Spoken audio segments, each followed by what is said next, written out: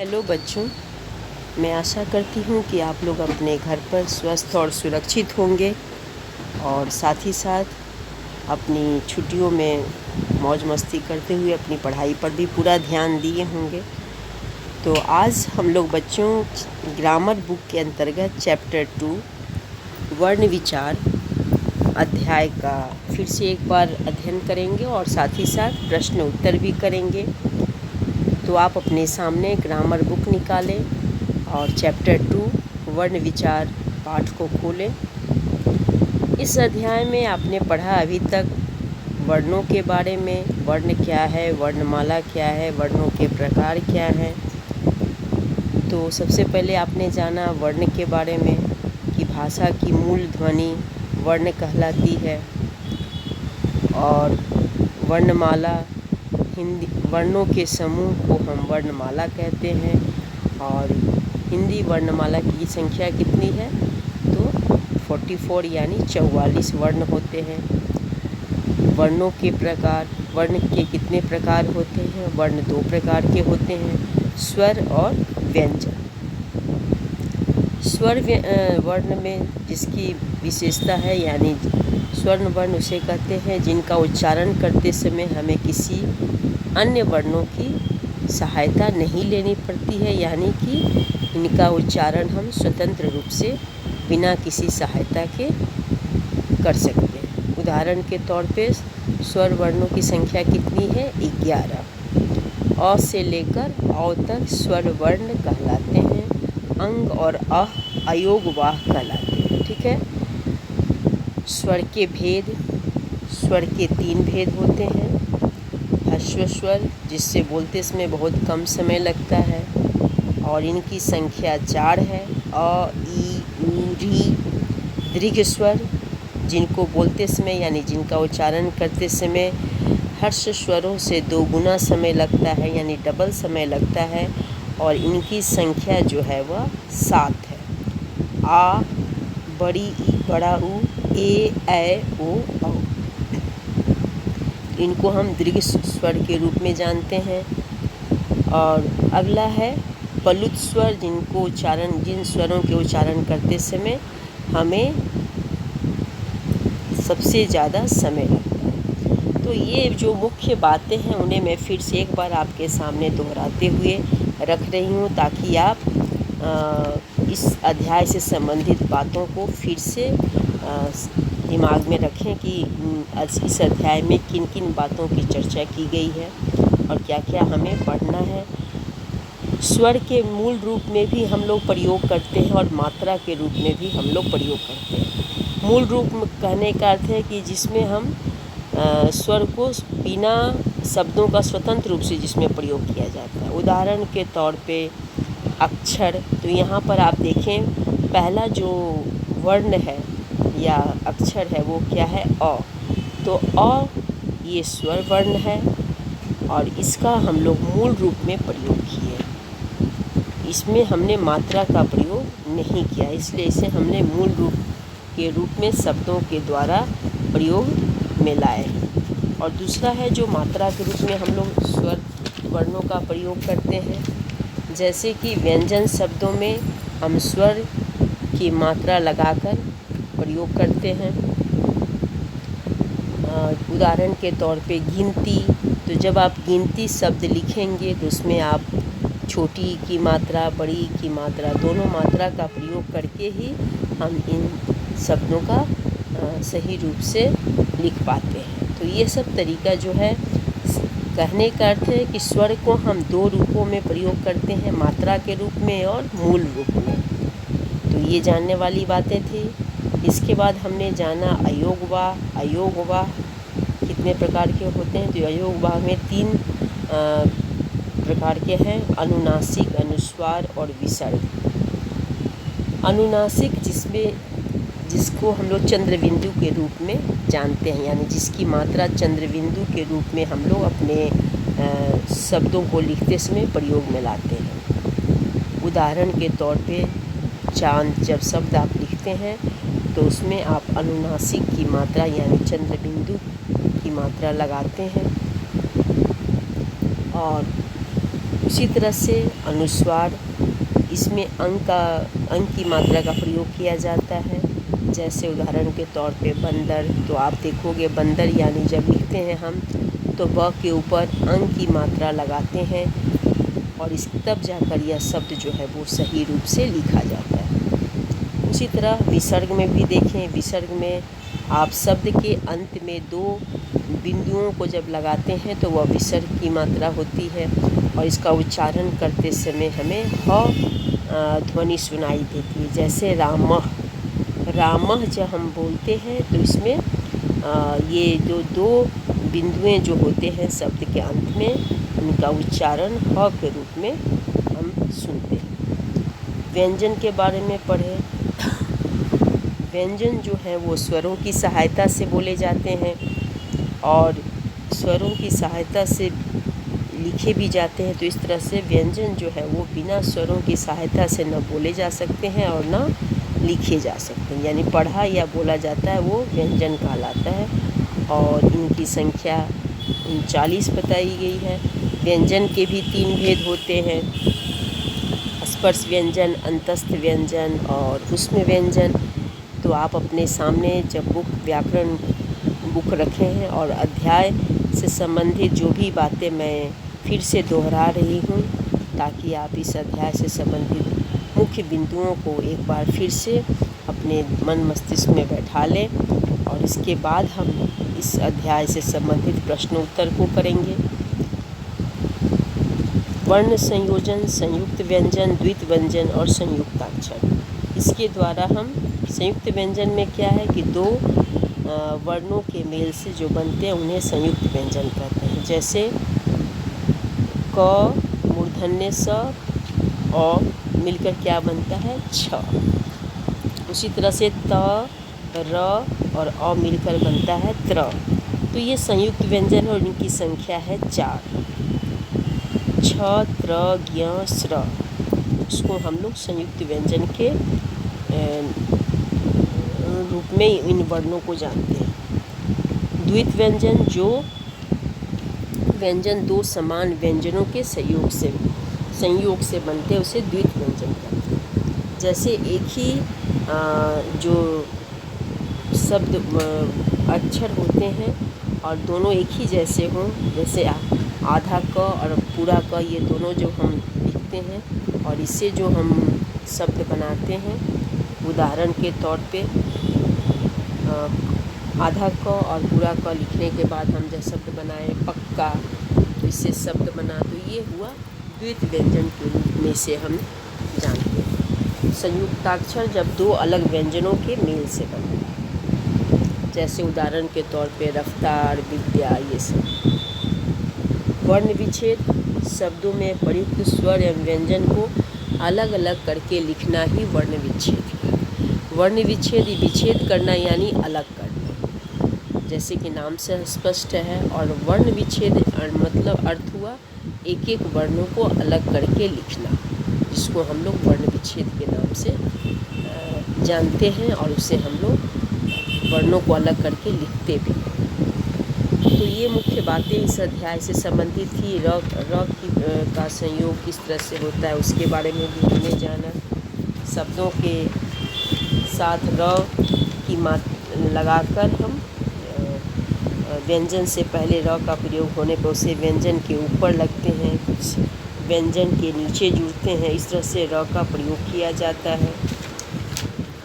तो अब हम लोग इस अध्याय से संबंधित जो प्रश्न उत्तर है उसे करेंगे बच्चों। तो आप अपने सामने ग्रामर की कॉपी निकालें और इस अध्याय से संबंधित जो प्रश्न है उसे पहले लिख लें। प्रश्न नंबर 1 और उसका शीर्षक है निम्नलिखित प्रश्नों के उत्तर दीजिए। पहला प्रश्न है प्रश्न नंबर क, भाषा की सबसे छोटी इकाई कौन सी है? तो आप पहले इस प्रश्न को लिख लें। प्रश्न लिखने के बाद अब इसके बाद ही आप इसका उत्तर लिखेंगे और इसका उत्तर क्या है? वर्ण भाषा की सबसे छोटी इकाई है। प्रश्न क्या पूछ रहा है कि भाषा की सबसे छोटी इकाई कौन सी है? तो भाषा की सबसे छोटी इकाई क्या है? वर्ण है। इसका उत्तर क्या होगा?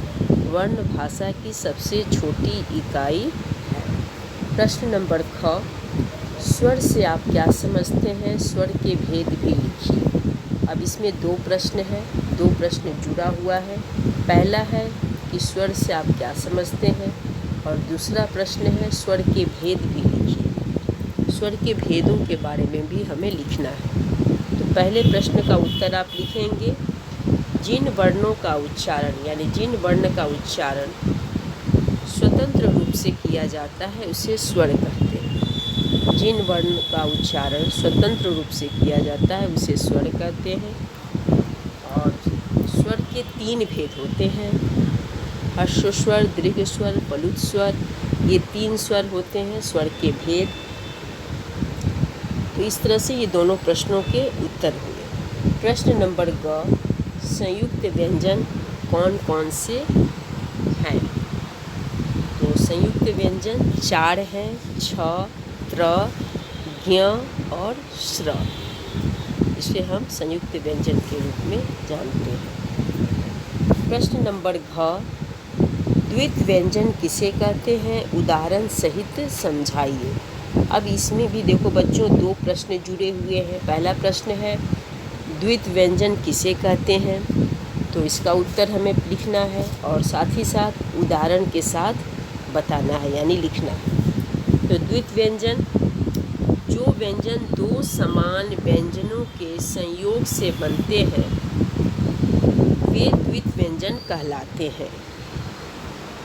जो व्यंजन दो समान व्यंजनों के संयोग से बनते हैं वे द्वित व्यंजन कहलाते हैं। जैसे क, आधा क और पूरा क, फिर उससे शब्द क्या बना, चक्कर। यानी ये दो समान व्यंजन है। समान व्यंजन का अर्थ करने का अर्थ है कि एक ही व्यंजन को जब हम दो बार प्रयोग करते हैं और वो भी एक ही शब्द में, तो उसे हम द्वित व्यंजन कहते हैं। तो उदाहरण के साथ यहाँ आपको बताया गया। प्रश्न नंबर अंग, अनुस्वार और अनुनासिक में अंतर लिखिए। अब दोनों के बीच हमें अंतर बताना है कि अनुस्वार क्या है और अनुनासिक क्या है। अनुस्वार, अंग का प्रयोग अनुस्वार के रूप में किया जाता है, यानी व्याकरण में हम अनुस्वार की मात्रा के रूप में अंग की मात्रा को ही अनुस्वार के रूप में जानते हैं। और इसका निर्धारित चिन्ह क्या है, शब्दों के ऊपर बिंदी लगाकर यानी अंग की मात्रा लगाकर हम देते हैं। जैसे उदाहरण के तौर पे चंदन, तो च के ऊपर अंग की मात्रा जब हम लगाएं तो शब्द क्या बना, चंदन। यानी वहाँ मात्रा लगाने पर वह अंग की मात्रा लगाने पर वह चंद यानी आधा न के साथ वह उच्चारण जुड़ा, चंदन। अगर आप बिना मात्रा का प्रयोग करके लिखेंगे तो वह शब्द जो है वो शुद्ध नहीं होगा, वो शुद्ध रूप से शब्द लिखा हुआ नहीं जाना जाएगा। तो इस तरह से मात्रा का प्रयोग हम जब शब्दों के ऊपर करते हैं तभी वह शब्द जो है वो शुद्ध और सही रूप से लिखे जाते हैं। अनुनासिक, अनुनासिक इसका निर्धारित चिन्ह है अंग यानी चंद्रबिंदु की मात्रा, इसे चंद्रबिंदु भी कहते हैं। जैसे चांद यानी च के ऊपर चंद्रबिंदु की मात्रा जब हम लगाते हैं, जिसको हम अनुनासिक के रूप में जानते हैं व्याकरण में, तो वह जब वह चंद्रबिंदु के रूप में जब लगता है तो वह शब्द जो है चांद शब्द के रूप में हम लोग उच्चारण करते हैं। अगर हम उस पर च के ऊपर चंद्रबिंदु की मात्रा नहीं लगाएं तो उसका उच्चारण वह चांद नहीं होगा, वो चांद हो जाएगा। तो जब तक हम मात्रा का प्रयोग करके शब्दों को नहीं लिखेंगे तब तक वह शुद्ध रूप से न लिखा, शुद्ध रूप से वो सही नहीं जाना जाएगा। अब अगला प्रश्न है प्रश्न नंबर 2, रिक्त स्थानों की पूर्ति कीजिए। यहाँ प्रश्न दिए गए हैं यानी शब्द हैं और उसके सामने रिक्त स्थान दिए गए हैं, उन्हें सही शब्दों को डालकर आपको रिक्त स्थान की पूर्ति करनी है। पहला प्रश्न है प्रश्न नंबर क, वर्ण बीच में रिक्त स्थान है, यानी वहाँ शब्द सही शब्द भरने हैं। प्रकार के होते हैं, तो आप क्या लिखिएगा, वर्ण 2 प्रकार के होते हैं, तो आप रिक्त स्थान में क्या लिखिएगा, 2। ठीक है। अब प्रश्न नंबर ख, जिन स्वरों के बोलने में थोड़ा समय लगता है वे, उन्हें हम कौन सा स्वर कहते हैं, तो उन्हें हम ह्रस्व स्वर कहते हैं। तो यहाँ पर क्या आप शब्द भरिएगा, ह्रस्व। ठीक है। प्रश्न नंबर ग, सामने देखिए रिक्त स्थान दिया हुआ है, तो आप उसी तरह से कॉपी में लिखेंगे। व्यंजन संख्या में 25 होते हैं, तो यहाँ पर आप लिखिएगा स्पर्श। स्पर्श व्यंजन संख्या में 25 होते हैं। प्रश्न नंबर घ, जो व्यंजन 2 समान व्यंजनों के संयोग से बनते हैं वे, फिर यहाँ पर देखें बीच में खाली जगह या रिक्त स्थान दिए हुआ, तो वहाँ पर क्या उचित शब्द क्या वहाँ डालिएगा, द्वित व्यंजन, यानी वहाँ पर आप लिखिएगा द्वित व्यंजन कहलाते हैं। प्रश्न नंबर अंग, रिक्त स्थान देकर 2 अलग व्यंजनों के मेल से बनता है। संयुक्ताक्षर 2 अलग व्यंजनों के मेल से बनता है। तो इस तरह से आप अपनी कॉपी में प्रश्न उत्तर करेंगे, यानी कहने का अर्थ है कि प्रश्न के साथ ही आपको उत्तर लिखने हैं। जिस तरह से आपके मोबाइल स्क्रीन पर उत्तर लिखा हुआ दिख रहा है, वैसे आपको अपनी कॉपी में नोट नहीं करना है, लिखना नहीं है, आपको प्रश्न के साथ उत्तर लिखने हैं। प्रश्न नंबर 3, दिए गए शब्दों के वर्ण विच्छेद कीजिए। प्रश्न नंबर 3 में शीर्षक लिखें, दिए गए शब्दों के वर्ण विच्छेद कीजिए। तो यह शीर्षक आप लिख लिए। अब वो आप शब्द लिखें। शब्द, पहला शब्द क्या है, प्रश्न नंबर क में कलम। तो वर्ण विच्छेद, जैसे कि आपने इस पाठ में शुरुआत के समय आपने पढ़ा, या फिर से मैंने आपको दोहराया भी था। वर्ण विच्छेद करना यानी वर्णों को अलग अलग करके लिखना, उसे हम वर्ण विच्छेद कहते हैं। तो यहाँ पर बच्चों हमें कलम शब्द का वर्ण विच्छेद करना है, यानी एक एक वर्ण को अलग करना। अब यहाँ पर ध्यान दें आप, पहला शब्द आप लिखें कलम। कलम लिखने के बाद क लिखें। क लिखने के बाद नीचे हलंत प्लस अ। क जो है वो व्यंजन शब्द है, व्यंजन वर्ण है, और अ स्वर वर्ण है। तो जैसे कि आप जानते ही हैं कि व्यंजन वर्ण जो है वो बिना स्वर के न लिखे जाते हैं, न बोले जाते हैं। तो क हलंत प्लस अ, फिर प्लस ल हलंत प्लस अ, म हलंत प्लस अ, इस तरह से आप लिखेंगे। और लिखने का मतलब कि ये जो है व्यंजन वर्णों के साथ स्वर जो है वो जुड़े हुए हैं, छिपे हुए हैं। ठीक है। अब दूसरा जो है प्रश्न नंबर ख, घ, घर जो है शब्द, घर शब्द का वर्ण विच्छेद करें। घ नीचे हलंत प्लस अ, फिर प्लस र हलंत प्लस अ, घर। यहाँ भी देखें अ जो है वो व्यंजन वर्णों के साथ जुड़ा हुआ है, छिपा हुआ है, और जब हम वर्ण विच्छेद करेंगे तो उसे अलग अलग करके हमें लिखना होगा। प्रश्न नंबर ग, कैलाश। यहाँ पर देखिए क पर ए की मात्रा है, तो उसी तरह से हमें वर्ण विच्छेद करते समय लिखना होगा।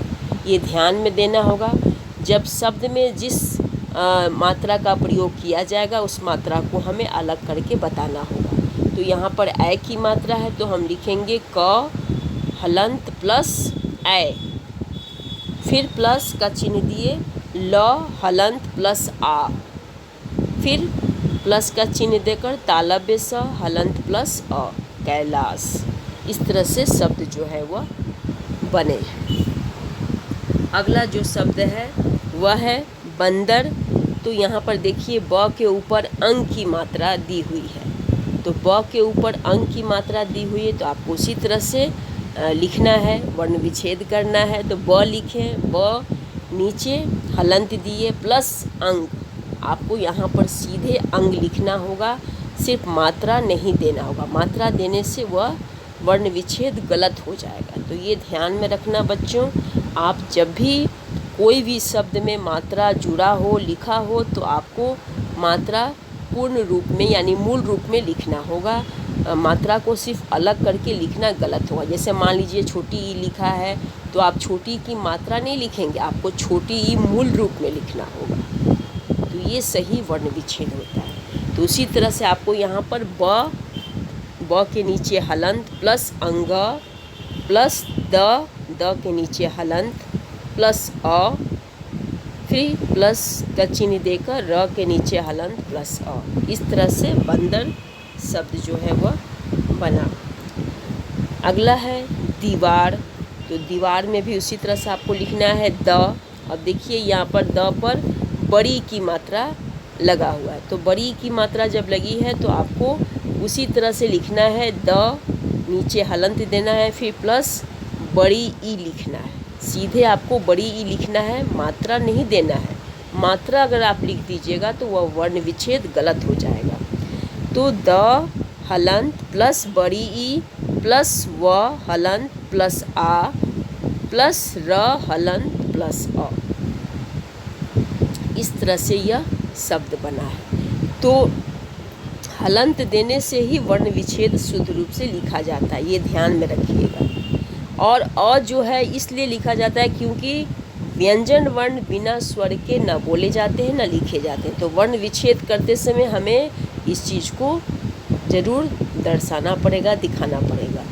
जब आप बोलेंगे तो आपको अ ध्वनि सुनाई देती है। र बोले, क बोले, कोई भी व्यंजन वर्णों का आप जब उच्चारण करते हैं तो उसमें स्वर वर्ण जो है वो स्वर वर्णों की ध्वनि भी है वो सुनाई देती है। तो इसलिए वर्ण विच्छेद करते समय इन बातों का हमें ध्यान देना पड़ता है। अब अगले प्रश्न की तरफ देखें। प्रश्न नंबर 4, दिए गए वाक्यों में सही गलत का निशान लगाइए।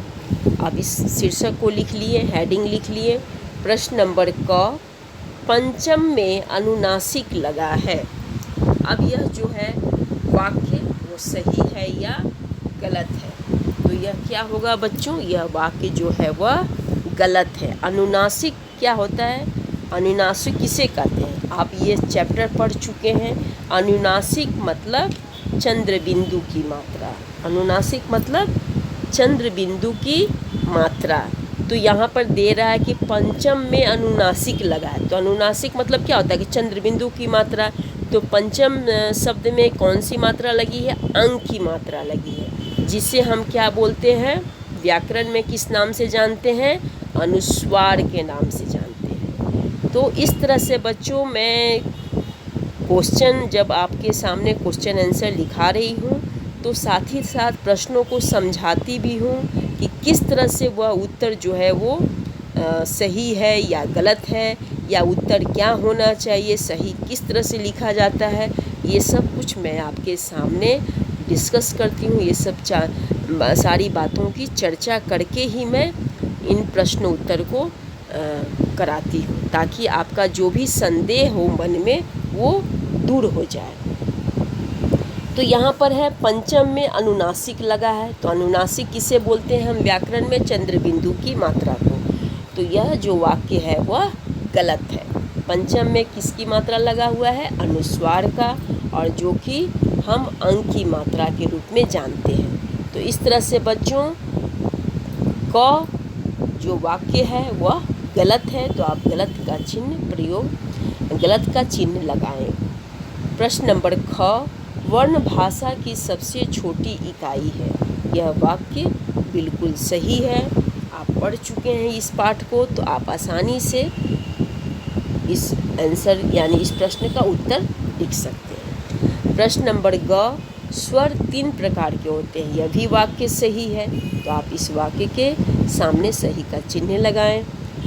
प्रश्न नंबर घ, कच्चा द्वित व्यंजन है। तो यहाँ पर आप देखें, द्वित व्यंजन मतलब जबकि एक ही वर्ण का 2 बार प्रयोग किया जाए। एक शब्द में जब एक वर्ण का 2 बार प्रयोग किया जाता है, यानी समान व्यंजन वर्णों का प्रयोग किया जाए, उसे हम द्वित व्यंजन कहते हैं। समान व्यंजन वर्णों का जब 2 बार प्रयोग किया जाता है तो उसे द्वित व्यंजन कहा जाता है। और यहाँ देखो बच्चों, कच्चा शब्द में 2 बार च वर्ण का प्रयोग किया गया है और च जो है वो व्यंजन वर्ण है। इस तरह से यह वाक्य जो है वह बिल्कुल सही है। तो यहाँ पर आप सही का चिन्ह लगाएं। ठीक है। प्रश्न नंबर अंग 27 वर्ण स्पर्श व्यंजन के होते हैं। तो यह वाक्य बिल्कुल गलत है। आप ये पाठ पढ़ चुके हैं तो आपको मालूम हो चुका होगा कि स्पर्श व्यंजनों की संख्या कितनी है, 25। तो इस तरह से यह वाक्य जो है वो गलत है। आप इस वाक्य के सामने गलत का चिन्ह लगाएं। प्रश्न नंबर 5, इसमें प्रश्न क्या पूछ रहा है, 5-5 स्वर एवं व्यंजन से शुरू होने वाले शब्द दिए गए स्थान में लिखिए। 5-5 स्वर एवं व्यंजन से शुरू होने वाले शब्द। अब स्वर वाले शब्द जो स्वर वाले शब्द लिखना है और व्यंजन के सामने व्यंजन वाले शब्द लिखना है। तो स्वर वाले शब्द में आप देखिए उदाहरण अंतस्थ, अनुस्वार, अनुनासिक, ऊष्म। इसका पहला जो अक्षर है वह स्वर है। तो यहाँ पर क्या बोल रहा है कि 5-5 यानी 5 स्वर लिखना है शब्द और 5 व्यंजन शब्द लिखना है। तो स्वर शब्द मतलब कि पहला जो शब्द हो यानी अक्षर हो वह स्वर का होना चाहिए। तो इस तरह से मैंने यहाँ लिखा है, आपको समझा भी दी ताकि आप के मन का संदेह दूर हो जाए। पहला देखिए अक्षर लिखा हुआ है उदाहरण, तो ऊ शब्द है पहला अक्षर, तो यह स्वर, पहला अक्षर क्या हुआ, स्वर हुआ। तो इस तरह से मैंने यहाँ पर 5 स्वर लिखे हैं और 5 व्यंजनों के उदाहरण दिए हैं। तो उस तरह से आप लिखें। ठीक है। अब व्यंजन में देखें, व्यंजन में दिया हुआ है कमल, लहर, कलश, भाषा, फिर स्वर। तो ये व्यंजन सब हुए। अब हम जानेंगे 6 यानी प्रश्न नंबर 6, और उसमें क्या पूछ रहा है, बहुवैकल्पिक प्रश्नों में से सही विकल्प छांटिए। यहाँ विकल्प लिखे हुए हैं और जो सही विकल्प है उन्हें हमें लिखना है। तो देखें विकल्प है, पहला प्रश्न है प्रश्न नंबर क, 2 वर्णों से मिलकर बने व्यंजन को कहते हैं। तो यहाँ पर देखिए 3 विकल्प दिया हुआ है, स्पर्श व्यंजन, संयुक्त व्यंजन, द्वित व्यंजन। तो क्या होगा, संयुक्त व्यंजन। 2 वर्णों से मिलकर बने व्यंजन को क्या कहते हैं, संयुक्त व्यंजन। ठीक है। भाषा की सबसे छोटी इकाई है। तो भाषा की सबसे छोटी इकाई क्या है, तो इसमें 3 विकल्प है। तो सही विकल्प क्या होगा, वर्ण। ठीक है। स्वर के भेद होते हैं। तो यहाँ पर देखिए 3 विकल्प दिया हुआ है, 2, 4, 3। तो स्वर के कितने भेद होते हैं, 3। तो विकल्प, सही विकल्प क्या लिखेंगे आप, 3। प्रश्न नंबर घ, इनमें से कौन सा द्वित व्यंजन का शब्द है। तो उसमें होगा बल्ला, त्रस्त, कल। तो इसमें कौन सा होगा, द्वित व्यंजन। द्वित व्यंजन का आप पढ़ चुके हैं, जब समान एक शब्द में समान व्यंजनों का प्रयोग 2 बार किया जाए। तो यहाँ पर देखिए बल्ला, तो बल्ला जो शब्द है वह द्वित व्यंजन है। ठीक है, द्वित व्यंजन का उदाहरण है।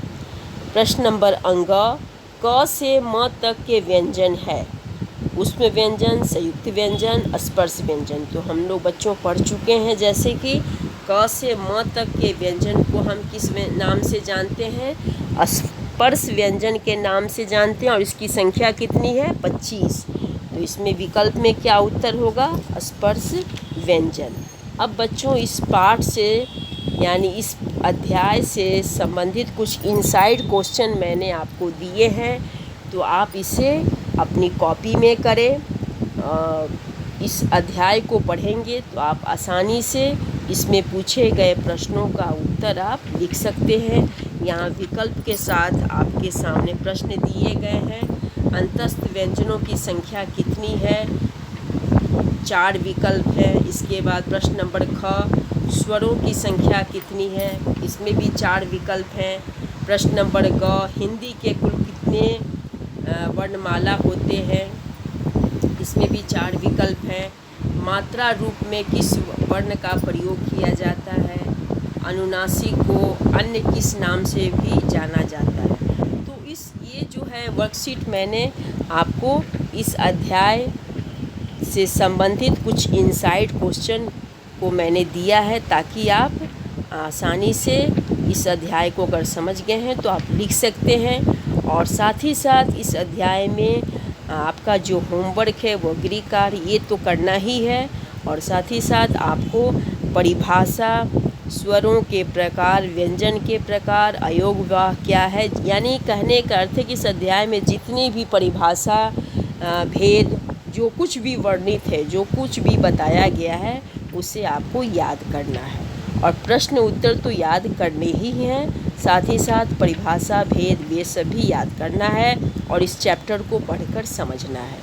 तभी आप इस चैप्टर से में पूछे गए इनसाइड क्वेश्चन को, यानी आंतरिक जो प्रश्न हैं उन प्रश्नों का आप उत्तर दे सकते हैं।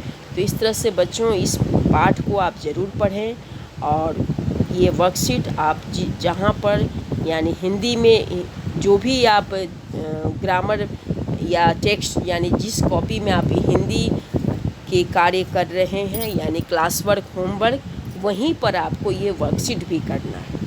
आपको इसके लिए अलग कॉपी नहीं बनानी है। जहाँ पर आप हिंदी के ये क्वेश्चन आंसर लिखे हैं जिस कॉपी में, उसी कॉपी में आपको इस अध्याय से संबंधित यानी वर्कशीट में जो पूछे गए क्वेश्चन हैं उन क्वेश्चन का आंसर लिखना है।